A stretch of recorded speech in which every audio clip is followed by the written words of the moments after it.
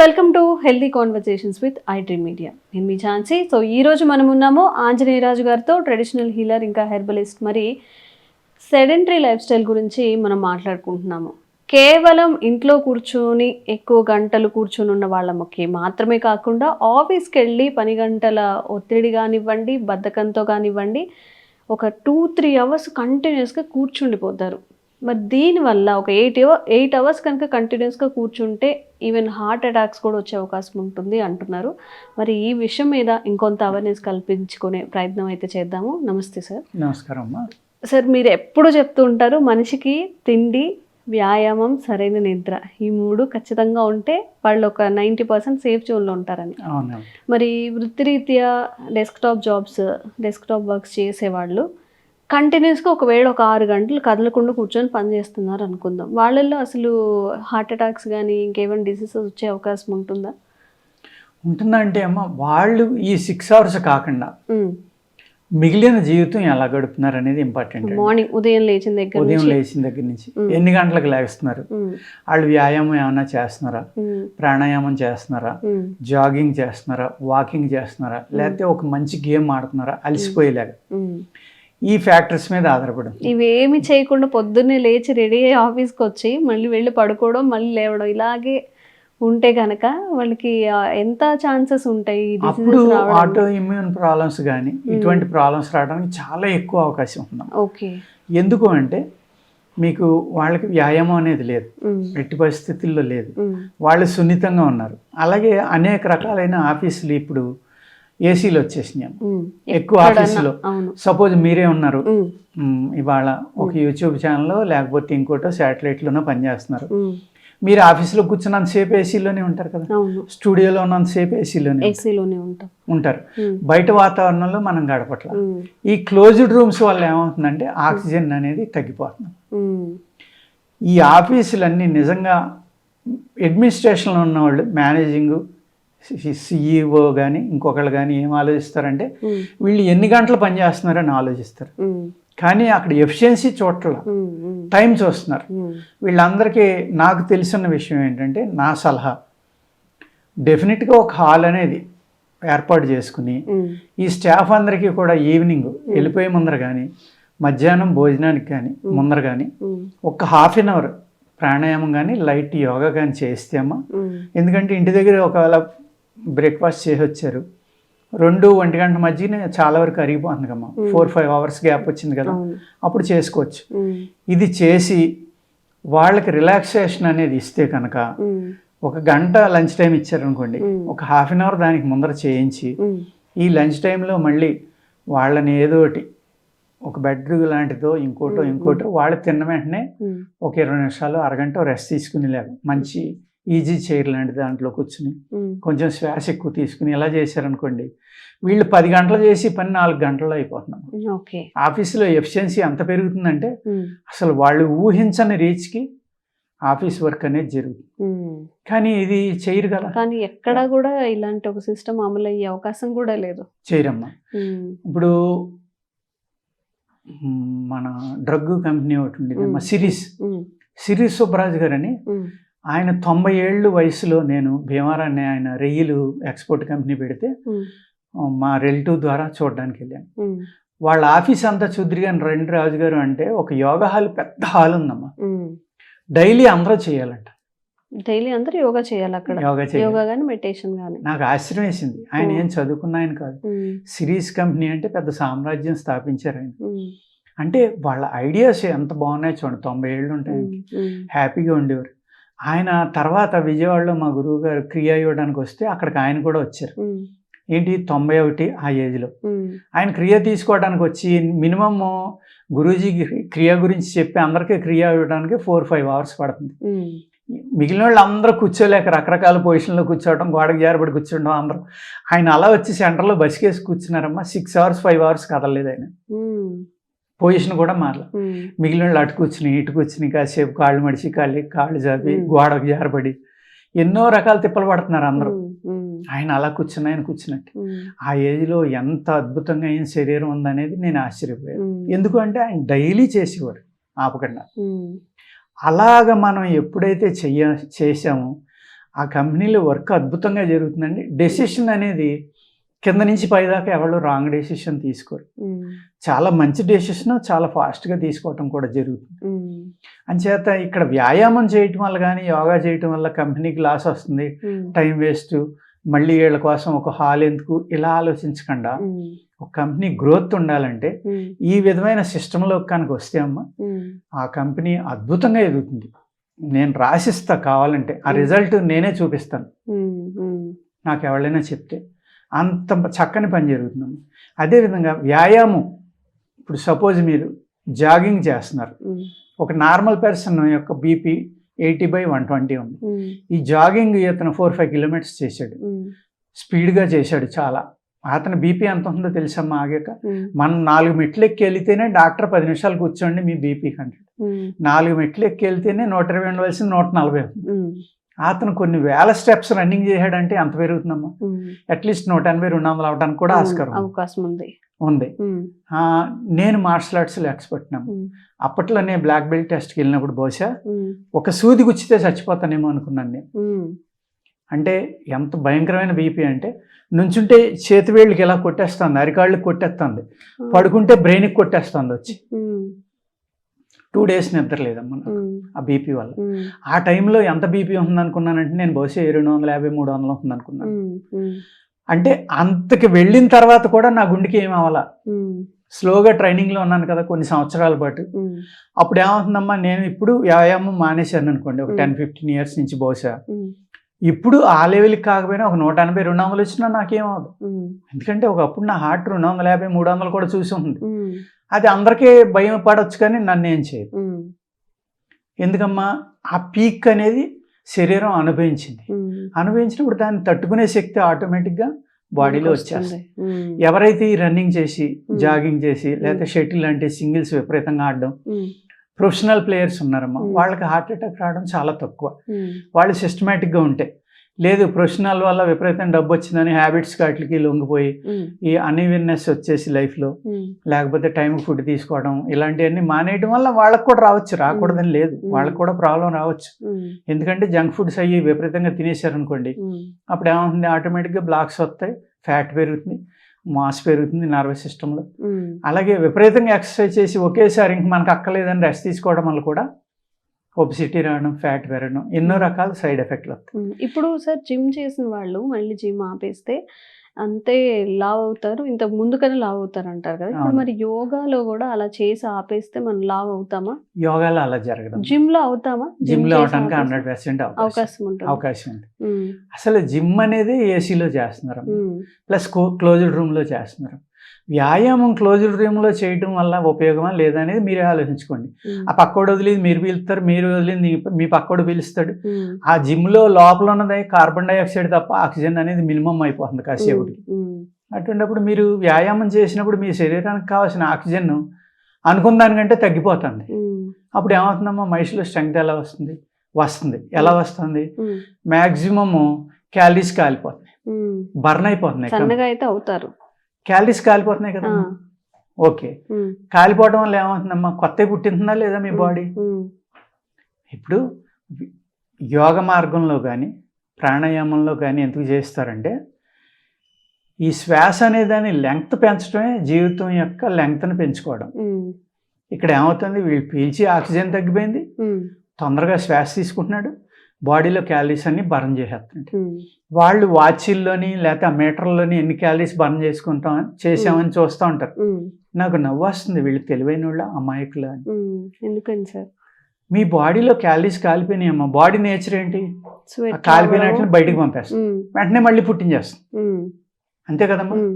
మీరు బహుశా ఒక 24 hours 48 hours జరగవలసిన ప్రక్రియ 1 గంటలో జరిగిపోయిందమ్మా. మీరు 48 hours 1 గంట జరిగిపోయిందంటే 48 hours మీ జీవితంలో కోల్పోయినట్టే. మీరు అంటే ఒకరోజు జిమ్ చేస్తే మీ జీవితాన్ని 2 రోజులు కోల్పోతున్నారు మీరు. ప్రాసెస్ స్పీడ్ అయిపోయింది కదమ్మా. ఇక్కడ కాలిపోయిన క్యాలరీస్ అన్ని మళ్ళీ బర్న్ అయిపోయినాయి, అన్ని మళ్ళీ పుట్టించేసింది కదా బాడీ. పుట్టినవి అన్నీ మీ బాడీలో మళ్ళీ కొత్తగా వచ్చినాయి. మీకు ఇక్కడ ఏమీ లేదండి, ఒక 100 cc బండి ఉంది, 1 లీటర్ కొట్టింటే మినిమం 60 నుంచి 100 కిలోమీటర్లు వెళ్తుంది. 1000 cc బండి ఉంది, అది ఎంత ఖర్చు పెడుతుంది గంటకి? ఇదే గంటలో ఇది 60 కిలోమీటర్లు వెళ్ళింది 1 లీటర్ తోటి. అది అదే లీటర్ తోటి ఆ గంటలో అది 10 కిలోమీటర్లే. అంటే ఎన్ని రెట్లు తగ్గిపోయిందాం? ఎందుకు అక్కడ ఎలా జరుగుతుంది? అక్కడ ఈ పెట్రోల్ అనేది ఎక్కువ బర్న్ అయిపోతుంది, ఇక్కడ తక్కువ బర్న్ అవుతుంది. యోగాలో తక్కువ బర్న్ అవుతుంది, అసలు బర్న్ అవటమే మినిమం, అతి తక్కువ బర్న్ అవుతుంది. లేని కూడా యోగాలు ఉన్నాయి అసలు బర్న్ అవ్వకుండా. మజిల్కి శక్తి పెంచుతుంది, నరాలకు శక్తి పెంచుతుంది, నరాల సిస్టమ్ అంతా ఓపెన్ అవుతుంది. ఈ బర్న్ అవ్వకపోవడం వల్ల ఏమవుతుందంటే మీ శక్తి పెరుగుతూనే ఉంటుంది కానీ తరగలేదు, ఇక్కడ తరిగి పెరుగుతుంది అక్కడ. అర్థమైందమ్మా? బర్న్ అయిపోయి మళ్ళీ రీగ్రోత్ వచ్చేస్తుంది. ఇక్కడ ఉన్నదాన్నే శక్తివంతం చేస్తుంది. ఓకే,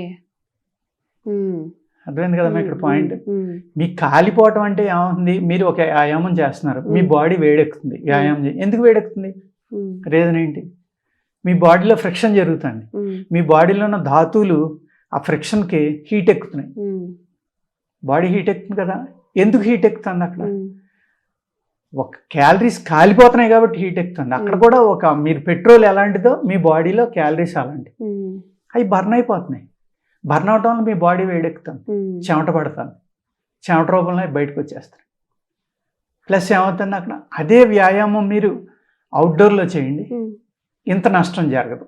ఓకే, క్లోజ్డ్ జిమ్స్లో ఏసీలో చేయడం వల్ల 100% నష్టం తప్ప లాభం ఉండదమ్మా. టెంపరీగా ఏదో కండలు చూసుకుని ఇలా అనుకోవడం తప్ప ఆ తర్వాత వాళ్ళకి ఏం కోల్పోతున్నారు అనేది వాళ్ళకి అర్థమైతే నెత్తి నోరు కొట్టుకుని ఏడుస్తారు, మామూలుగా కాదు. ఎందుకంటే నేను చెప్పేది ప్రూఫ్ అమ్మా, ఇది 100% ప్రూఫ్ అన్నమాట ఇది. ఎందుకంటే వ్యాయామం చేసేవాళ్ళని చూడండి, మామూలుగా యోగా చేసేవాళ్ళని వాళ్ళని చూడండి, వాళ్ళు ఎంత తొందరగా మానేసిన తర్వాత ముసలితనం వచ్చేసి మజిల్స్ లాస్ అయ్యి చర్మం మడతలు పడి ఎలా తయారవుతారో చూడండి. వీళ్ళు ఎలా ఉంటారు చూడండి, వీళ్ళు 90 వచ్చినా పొట్ట ఉండదు, ఏముండదు, హ్యాపీగా ఉంటారు, ఉన్నా కూడా ఆరోగ్యంగా ఉంటారు. ఆరోగ్యంగా ఉండడానికి అవకాశాలు ఇక్కడ ఎక్కువ ఉన్నాయి. 100% ఉంటారని కాదు, వాళ్ళు లైఫ్ స్పాన్ పెరుగుతుంది, వాళ్ళ లైఫ్ స్టైల్ బాగుండి ఆహార నియమాలు అనేది పాటిస్తే. నేనున్నానమ్మా, నాకు ఎప్పుడైతే 68, 69 వచ్చినాయో 2 పూటలు తింటేనే మంచిది, మనం 3 సార్లు 4 సార్లు తినకూడదు అనుకున్నాం, మానేశాను వెంటనే. ఇప్పుడు నాకు 71 ఎంటర్ అవుతాయి ఒక 2 నెలల్లో. నేను ఎలా ఉన్నాను? కంటికి కళ్ళజోడు కూడా అక్కర్లా, నాకు ఏది లేదు, ఏది కావాల్సిన తింటా. 1 గంట తింటాను మధ్యాహ్నం, 2 to 3, 3 to 4 ఏదో టైంలో శుభ్రంగా కావాల్సిన ఫుడ్ అన్నీ తినేస్తా, ఏది స్పేర్ చేయను. స్వీట్ లేదు, హాట్ లేదు, ఇంకోటి లేదు, ఏది దొరికితే పొట్ట నిండుగా తింటా. రేపు పొద్దుడి దాకా మళ్ళీ ఇంకేం అక్కల. 3కి క్లోజ్, రేపు మళ్ళీ 7కి స్టార్ట్ అవుతుంది, 6:30, 7 మధ్యన మంచి బ్రేక్ఫాస్ట్, ఫుల్, మళ్ళీ స్టమక్ ఫుల్, తక్కువ కాదు, తినేస్తాం.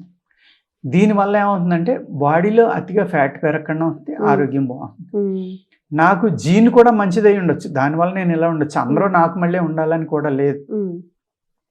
నేను పాటించేదాన్ని బట్టి మీ అందరూ పాటించండి నాలే ఉంటారని కూడా నేను చెప్పట్లేదు. ఎవరెవరి శరీర తత్వం బట్టి వాళ్ళు మంచి చూసుకోవాలి. ఎవరైతే చక్కని సలహా ఇస్తారో, చక్కగా ఆయుర్వేదం నేర్పుతారో, లేకపోతే చక్కగా వ్యాయామం ప్రాణాయామం నేర్పుతారో. ఆయుర్వేదం అంటే ఇక్కడ ఆహారమేనమ్మా, మెయిన్ ఆహారం.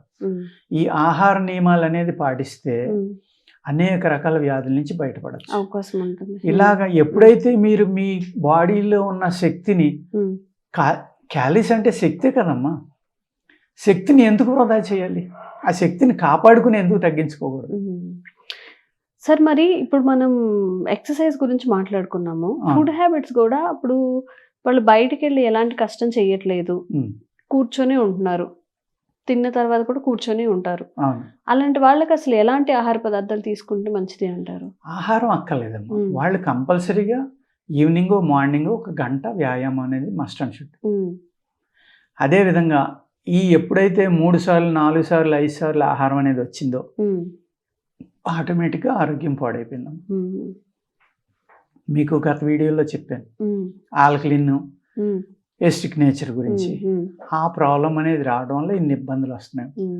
ఎప్పుడైతే మీరు వ్యాయామానికి ఓ మజిల్కి వెయిట్స్ ద్వారా కానీ ఇంకొక వ్యాయామం ద్వారా కానీ స్ట్రెంథనింగ్ చేసుకుంటూ ఉంటే, స్ట్రెంథనింగ్ చేసి మజిల్ బూస్ట్ అవ్వాలని రకరకాల ఫుడ్స్ తిని చేశారు, అది సడన్ గా మానేస్తే ఏమవుతుందమ్మా? ఆటోమేటిక్గా జరిగేది అదే, లూజ్ అయిపోతుంది బాడీ. లూజ్ అయిపోవడం వల్ల ఒబెసిటీ పెరిగిపోవచ్చు.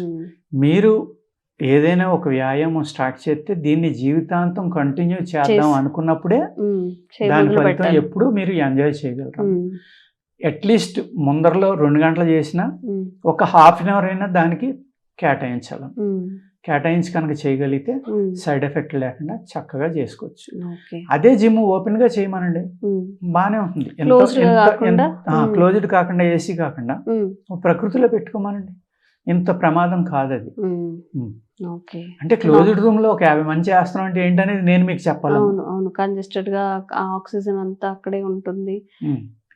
చాలా ఎంతగా ఆక్సిజన్ ఉంటుందమ్మా 50 మంది ఒక రూమ్ లో చేస్తూ ఉంటే ఎంతసేపు ఉంటుంది అది. వెళ్ళి వాళ్ళు వెళ్తా ఉంటారు, వచ్చి వాళ్ళు వస్తూ ఉంటారు. ఒక 5-6 గంటలు చేస్తారు మార్నింగ్ ఓపెన్ అయితే. ఈ 5-6 గంటలు అసలు ఆక్సిజన్ అనేది మిగులుతుందా అక్కడ? మీరే ఆలోచించుకోండి, నేను చెప్పడం కాదు. 1 గంట 2 గంటలు ఉంటేనే కొంచెం ఏమైనా సఫోకేటింగ్ గా అలా అనిపిస్తుంటుంది. మరి దానివల్ల ఏంటి ఉపయోగం అనేది చేయొద్దని అంటలా, అదే సిస్టమ్ బయట చేయండి. ఇది వరకు రెగ్యులర్స్ ఉండేవారు, అవన్నీ కూడా ఓపెన్ బయట చేసేవాళ్ళు, బయటే క్లోజ్డ్ ఎక్కడ ఉండేది కాదు. వాళ్ళు వీళ్ళకంటే ఎక్కువ వ్యాయామం చేసేవారు, కానీ వాళ్ళు ఆరోగ్యంగా ఎలా ఉండేవారు? ఆ కోచ్ గాని ఆ గురువు గాని నువ్వు ఎంత ఫుడ్ తినాలి, ఈ రకమైన ఫుడ్ తినాలి, ఈ రకమైన జీవన విధానం ఉండాలి అనేది వాళ్ళు చాలా పెర్ఫెక్ట్ గా చెప్పేవారు అప్పటి నుంచి. అది ఇప్పుడు ఏంటంటే రకరకాల నిల్వన్న ఫుడ్స్ అమ్మ, ఏదో విటమిన్స్ అని ప్రోటీన్స్ అని ఏయో వెయిట్ ఏయో అంటారు, అవి వెయిట్ గెయిన్ కోసం, వెయిట్ లాస్ కోసం అవి తినటం వల్ల ఏమవుతుందంటేనమ్మా ఎప్పుడో నిలవే ఫుడ్లు. పూర్వం ఏం చేసేవారు, ఓన్లీ రెడీమేడ్ చెప్పేవారు, నువ్వు ఇంటికి వెళ్ళాక ఇది తిను, ఇన్ని పాలు తాగు, అప్పుడప్పుడు చేసుకొని తాగేలాగా తినేలాగా. అక్కడికి ఇక్కడికి అదమ్మా డిఫరెన్స్. అప్పుడు వాళ్ళు ఏమి క్లోజ్డ్ రూమ్స్ లో చేయలేదు కదా వ్యాయామం. ఆ వ్యాయామం చేయట్లేదా, డెడ్ వెయిట్స్ ఎత్తట్లేదా? ఎస్, డెఫినెట్ గా ఎత్తుతున్నారు, వీళ్ళకంటే బాగా ఎత్తుతారు. ఇప్పుడు విజయనగరం కానీ వైజాగ్ కానీ డంగ్లాలు అంటారమ్మా, అలాగే మహారాష్ట్రలో చాలా ఫేమస్ ఇవన్నీ. ఇప్పుడు అవన్నీ పోయినాయి, డంగ్లాలు అనేవి జిమ్లు వచ్చేసి. జిమ్ కాదు, డంగ్లా అంటే అక్కడ అద్భుతమైన వర్క్ చేయించేవారు వాళ్ళకి. ఏ శక్తిని కోల్పోకుండా ఎలాగ రికవరీ చేసుకోవాలని దానికి సరిపడే ఆహారం అన్నీ ఉండేవి. అవి పోయి ఎప్పుడైతే ఈ జిమ్లు అనేవి వచ్చినాయో, ఈ ఇతర దేశాల కల్చర్ ఏదైతే మన దగ్గరికి వచ్చిందో అన్ని మనం ఇప్పుడు నిజంగా ఆ ఇతర దేశాల కల్చర్ని అడాప్ట్ చేసుకోవడం, ఫుడ్లో, ఎక్సర్సైజ్లో, క్లాతింగ్లో, లైఫ్ స్టైల్లో అన్నిట్లో కూడా పాశ్చాత్య సంస్కృతిని మనం ఇమిటేట్ చేస్తున్నాం. కాబట్టి మేబీ ఇన్ని డిసీజెస్ కూడా ఫుడ్ హ్యాబిట్స్ మార్చేసాము, కల్టివేషన్ మార్చేసాము మేబీ. ఇదండి ఎవరైనా ఆదివారం ఉందమ్మా, సూర్యుని యొక్క దినం. ఆదివారం అనేది ప్రారంభం వారంలో, మనం దాన్ని ఎండింగ్ చేసాం. అవును, రివర్స్ చేసి అదే గవర్నమెంట్ ఆదివారం ఆఫీస్ పెట్టి సోమవారం మంగళవారం సెలవు ఇచ్చింది అనుకోండి, లేకపోతే బుధవారం అని, అప్పుడు ఈ ఆదివారం అనే ఒక అద్భుతమైన రోజున ఈ అన్వి తింటం మానేస్తారు జనం. యాక్చువల్ గా ఆదివారం అంటే పవిత్రంగా ఉండవలసింది, సూర్యుని యొక్క దినం అది. ఆ రోజున వారాలు అనేవి ప్రారంభం అవుతాయి. మనం ఏం చేసాం, సోమవారం నుంచి మొదలుపెట్టి ఆదివారం ఎండింగ్ చేసాం, రివర్స్ చేసాం. ఇది మన కల్చర్ కాదు. ఆ సూర్య భగవానుడు అనే శక్తి ఆదివారం రోజునే పూర్తిగా భూమి మీద పడుతుందంట. వీకెండ్ అని చెప్పి మనం ఆ రోజునే అన్ని తింటాం, ఆ రోజునే క్లబ్బులకి వెళ్ళడం, ఆ రోజునే పబ్బులకి వెళ్ళడం, అన్ని పనులు ఆ రోజునే చేస్తున్నాం. మనం ఏ రోజుని పవిత్రంగా ఉండాలో ఆ రోజున చేస్తాం. చాలా మంది చెప్తున్నారు, ఎంతో మంది టీవీలో చెప్తున్నారు, బయట చెప్తున్నారు, ఆదివారం అన్ని తినకూడదు, అది చాలా మంచి రోజు, మన కల్చర్ కాదు అని. ఎవరికి ఎక్కదు కదమ్మా. అప్పుడు ఏం చేయాలి, గవర్నమెంటే ఆదివారం సెలవు మానేసి సోమవారం బుధవారానికి తోసేసింది అనుకోండి, అట్లీస్ట్ అది మారిపోతుంది. ఆ రోజున తిన్నా పర్వాలేదు. అలా జరగాలని కోరుకుందాం సార్. మన వల్ల కాదు కాబట్టి గవర్నమెంట్ నుంచి అలాంటి గైడ్లైన్స్ అనేది రావాలి అని చెప్పి. అండ్ సెడెంటరీ లైఫ్ స్టైల్లో ఉన్న వాళ్ళకి హెల్త్ హజార్డ్ కలిగించే అలవాట్లు, ఫుడ్ హ్యాబిట్స్, అంటే వ్యాయామం చేసే పద్ధతులు కూడా చెప్పడం జరిగింది. మీకు ఇంకెలాంటి డౌట్ ఉన్నా కానీ కామెంట్ చేయండి, తప్పకుండా వీడియో చేసే ప్రయత్నం చేస్తాం. Thank you so much. నమస్తే. Sir, one life lesson what medicine has taught you. Whatever you can do without expecting. But I really believe మన పాజిటివ్ యాటిట్యూడ్ ఉంటేనే మనం ఏదైనా సాధించగలం. గట్ని మనం కరెక్ట్గా డీల్ చేసినట్లయితే అది మనకి పాజిటివ్ హార్మోన్స్ని రిలీజ్ చేస్తుంది. షుగర్ వచ్చిన వాళ్ళ పరిస్థితి ఏంటి? పొట్ట దగ్గర పెరిగితే దాన్ని ఆండ్రాయిడ్ అంటారు, ఆండ్రాయిడ్ ఫోన్ కదా. అసలు థాట్స్ ఎందుకు వస్తాయి? బ్రెయిన్ డెడ్ అంటే దానికి ప్రపంచం అంతా కూడా కొన్ని నిర్దిష్టమైనటువంటి లక్షణాలు ఉన్నాయి. మానసికంగా ధైర్యంగా ఉంటే క్యాన్సర్ జయించవచ్చు. You are a doctor for a cause sir, అంతే. వాళ్ళకి వచ్చిన ఆదాయం కాకుండా ఫ్రీ సర్వీస్ ఎంతమందికో చేస్తారు.